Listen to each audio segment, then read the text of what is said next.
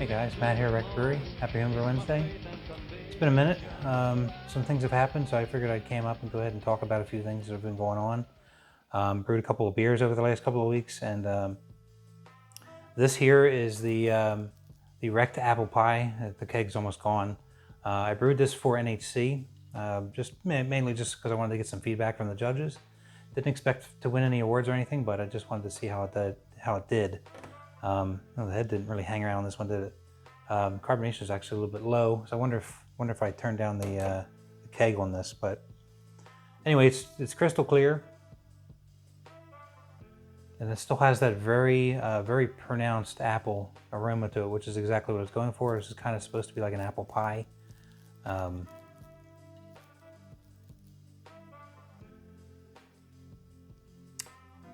Cheers. I know that was backwards, but I didn't want to leave out the cheers. Yeah, so in the taste, same thing. It follows it. Very clean beer, very apple pie-like as far as get a lot of like Granny Smith kind of like the green apples is what it kind of tastes like. And it's just a very clean beer. It does have a little bit of that like graham crackery taste, which is what I was kind of going for as well, because I added some Gold Pils Vienna to this, and it turned out good. But this beer, so I got the reply back from the NHC judges a couple of weeks ago, and I didn't have a chance to really cam up, so I just wanted to go over it real quick. It got a 28, which is on the high end of good. It says it misses the mark on the style, minor flaws. I put it in at the fruit beer category, the 29A, because I figured it wouldn't do as well as I would expect it to have done in the wheat category, because it probably wouldn't make the style for many reasons. One, the clarity, carbonation level I definitely kept on the low side intentionally, and just some of the flavors are probably going to be overpowering for the style, so I just figured I'd put it under fruit beer, because it felt more like a miscellaneous category to me, so I thought it might get a better feedback that way. But what's interesting is under the information they marked it down as sort of a base style of a wheat beer, American wheat. So some of the stuff that I've read through here, I feel like I got dinged because of its wheat base. Yeah, I mean, I got some interesting feedback. Got the aroma 8 out of 12. Smells like green apples, almost Jolly Rancher like. Yeah, it's probably a little bit stronger than it should be for your typical beer, but I actually kind of like it. Appearance 2 out of 3. It's got very good clarity. It says very clear for wheat beer. Nice white long-lasting head, which that's probably true before I was fooling around with the carbonation, and because I have another beer in the kegerator, and I was kind of fooling around with the carbonation. Starts well, strong sweet apple, but then it feels astringent. It says long-lasting effect, takes over all else. Mouthfeel 3 out of 5. Overall 5 out of 10 from the one judge. The other judge, similar ratings. Aroma 7 out of 12. Apple is sharp, spicy, quite inviting, but strong enough to mask the underlining base beer. Well, unfortunately for the judge, or unfortunately for me, I guess, but that's kind of what I was going for. I didn't want it to be your run-of-the-mill wheat beer with just like a drive-by apple flavor. I wanted it to be very prominent, and that's what it turned out to be. I think I'm more impressed that it stuck around, because a lot of times when I fool with fruit, they might be good at first, kind of like your IPA with your strong hop presence that you're going for, how it kind of dies down over time. This hasn't, and I'm very impressed with that. I brewed it 4 months ago now, and it's just about still as strong as it was from day one. Personally, I love that. But yeah, everybody's saying the same thing. Apple flavor very pronounced, hides other flavors more than it should. So, well, again, that's what I was going for. So I didn't not going to take offense to that, but it's interesting to get that feedback from the experts. All right, so what else do we have? So we also have I brewed a couple of beers over the last couple of weeks. I've kind of had some time, so I wanted to belt out some stuff. My kegs are getting low, so I wanted to make sure that I had some stuff coming through. I got a lot of requests locally for my watermelon wheat. I try to brew that every summer, so I brewed that. I actually just added the watermelon juice to that. I juiced a couple of decent sized watermelons, put about 8 cups of watermelon juice in there. It's done fermenting. The Kvike did a really good job, knocked it all the way down to 1004. So it's just kind of sitting out room temperature for a couple of days, and I'll probably cold crash over the weekend. Should be able to keg it next week. But yeah, I love Kvike. It does the job. It's kind of like a US 05 or like a WLP 001, like a Chico yeast of sorts. Actually got this yeast, the Juggernaut, the Maniacal Juggernaut. I got it from Gary a couple years ago when we did one of the BrewTubers experiments. I can't remember which one now. It might have been a malt experiment or a yeast experiment. Excuse me. Where he sent everybody some samples, and I've been trying to keep that Juggernaut around. I still have the Berserker that he sent me too, that I keep reusing as well. I actually just recently ran out of the Juggernaut. At least my last one on the most recent beer I brewed yesterday. So I had to do another starter so I could put some aside for later use. I really like that yeast. It's very clean. It does the job. It doesn't impart any additional aromas or flavors or anything. So, and it was very versatile. You could use it pretty much in anything, it seems like, and at a wide temperature range, which is great. In fact, I got the Citra Pale Ale right over there fermenting now. That 82 is what I have it set at.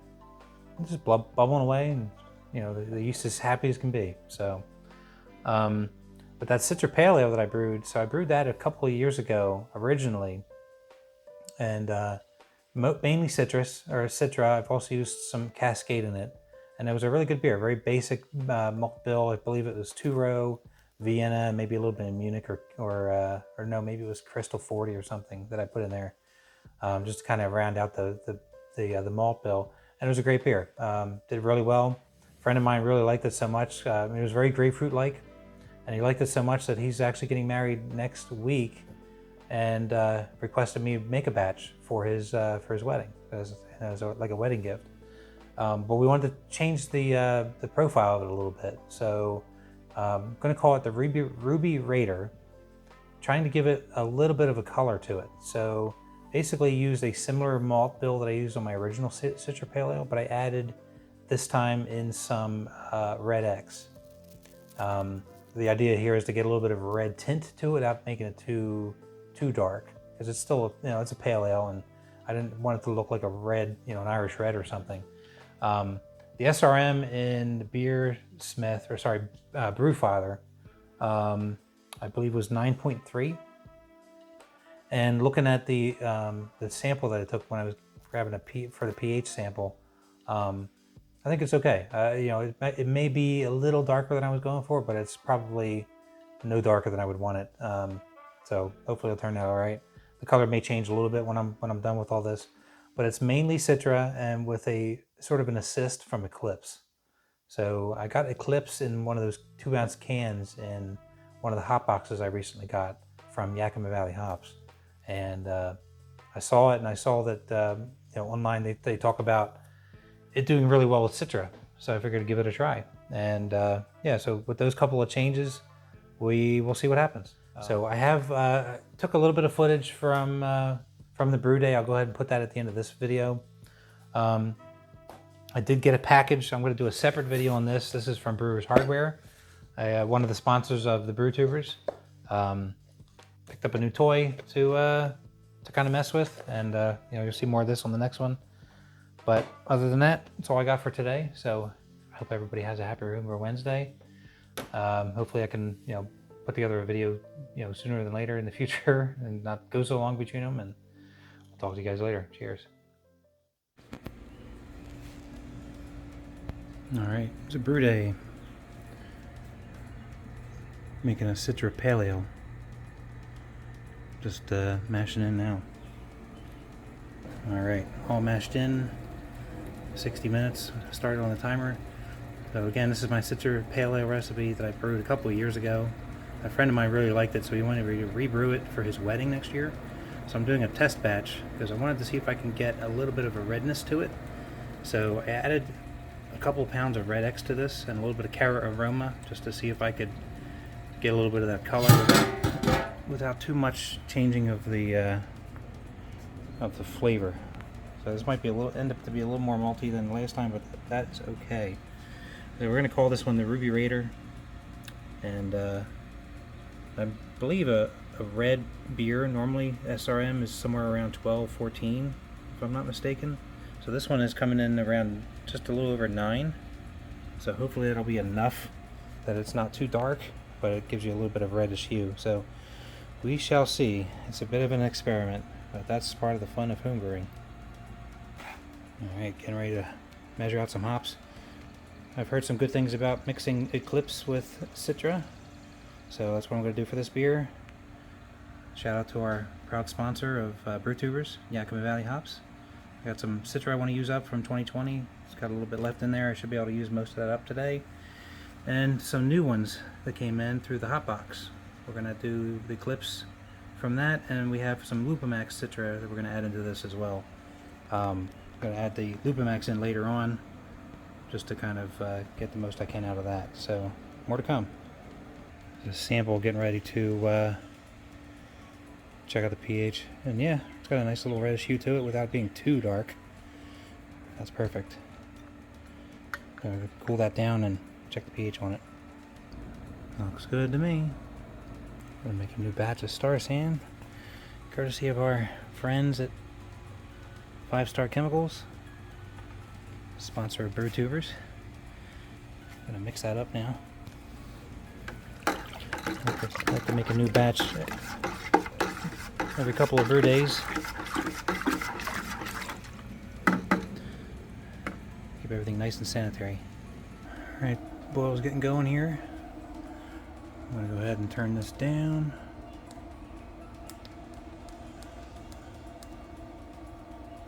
I usually like to set it to 55%. And then we'll go ahead and add in our bittering hops.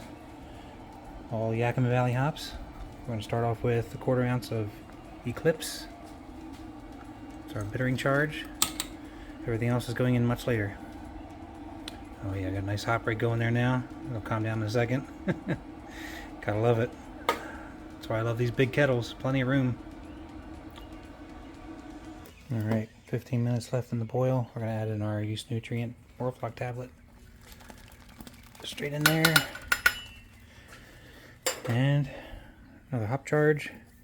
This is some Eclipse and Citra. Alright, we're going to do our hop stand 170. I would set this to stay there. We're going to do 15 minutes. Some Citra and Eclipse again. Go ahead and start the timer. And then after that, we'll go ahead and cool it down. Alright, 5.5 gallons roughly. Got our juggernaut here. This one-handed here.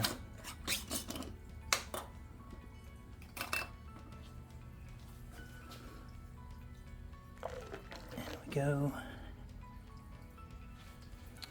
And of course, the tilt.